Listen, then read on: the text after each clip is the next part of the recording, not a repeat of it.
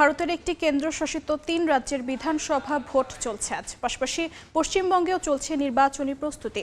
প্রধানমন্ত্রী নরেন্দ্র মোদী পশ্চিমবঙ্গে নির্বাচনী প্রচারে যাচ্ছেন আজ। এ বিষয়ে বিস্তারিত জানাতে এই মুহূর্তে কলকাতায় আছেন সহকর্মী সুব্রত আচার্য। যাচ্ছি তার কাছে।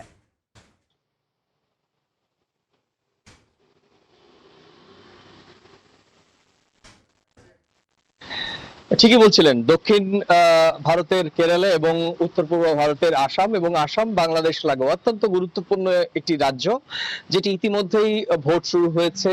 সকাল 7টায় ভোটে দীর্ঘ লাইনে দাঁড়িয়ে ভোটাররা তাদের ভোটাধিকার প্রয়োগ করেছেন। একই রকম ভাবে কেরলেও সকাল 7টা থেকে ভোট শুরু হয়েছে এবং সেখানেও লম্বা লাইনে দাঁড়িয়ে যেমনটি হয় আমরা দেখি গণতান্ত্রিক অধিকার প্রয়োগ করতে। এবং এই দুটি রাজ্য ছাড়াও আজকে কেন্দ্রশাসিত পুদুচেরিতেও একই রকম ভাবে ভোট হচ্ছে। এই তিনটি রাজ্যের মধ্যে একটি রাজ্য আসাম। এই আসাম রাজ্যে বিজেপি শাসিত। বিজেপির সঙ্গে কংগ্রেসের লড়াই হচ্ছে, হাড্ডাহাড্ডি লড়াই হচ্ছে। এবং কেরলে, দক্ষিণ ভারতের কেরলে সেটি বাম শাসিত, বামেদের সঙ্গে কংগ্রেসের জোটে লড়াই হচ্ছে। এবং একই রকম ভাবে কেন্দ্র শাসিত পুদুচেরি 30 আসন বিশিষ্ট এই রাজ্যটিতেও লড়াই হচ্ছে বিজেপি এবং ডিএমকে জোটের সঙ্গে। এই দুটি রাজ্য এবং কেন্দ্রশাসিত রাজ্যের যে ভোট, আজকে যারা ভোট দেবেন এই 5.5 কোটি ভোটার, তারা কিন্তু এই 3 রাজ্যের প্রায় 1500 প্রার্থীর ভাগ্য নির্ধারণ করে দেবেন এবং ইভিএম বন্দী হয়ে যাবে আজকেই এই 3 রাজ্যের 1500 প্রার্থীর ভাগ্য। সেই ফল জানা যাবে সামগ্রিকভাবে। আপনারা জানেন যে 15ই মার্চ ভারতের জাতীয় নির্বাচন কমিশন একটি কেন্দ্রশাসিত সহ 5টি বিধানসভা রাজ্যের যে নির্ঘণ্ট প্রকাশ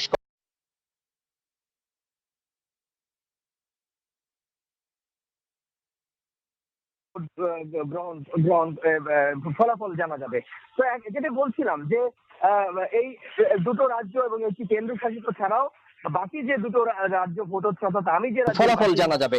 তো যেটা বলছিলাম যে এই দুটো রাজ্য এবং একটি কেন্দ্রশাসিত ছাড়াও বাকি যে দুটো রাজ্য ভোট হচ্ছে, অর্থাৎ আমি যে রাজ্যের বাসিন্দা পশ্চিমবঙ্গ কিন্তু এই এপ্রিল মাসে 23 এবং 29 তারিখে ভোট হবে এবং 23 তারিখে এক দফায় ভোট হবে তামিলনাড়ুতে।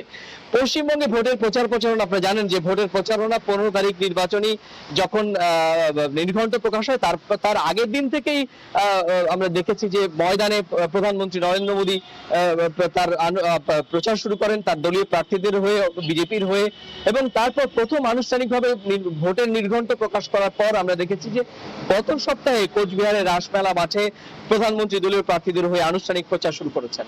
আজকে প্রধানমন্ত্রী নরেন্দ্র মোদী কিন্তু আবার 3টি ভোটের প্রার্থীদের দলীয় প্রচার করবেন। আপনি জানেন যে আজকে যে মেদিনীপুরে হলদিয়া ছাড়াও রাজ্যের আরো দুটো জায়গায়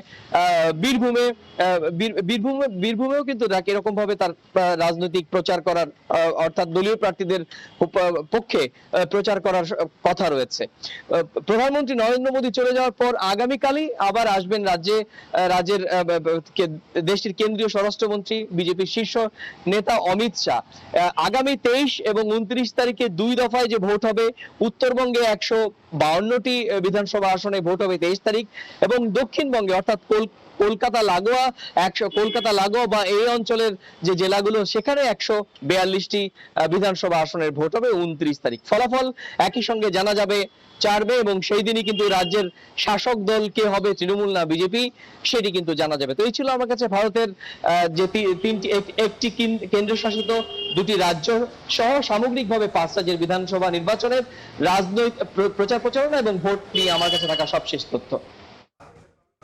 কলকাতা থেকে যুক্ত ছিলেন সহকর্মী সুব্রত আচার্য।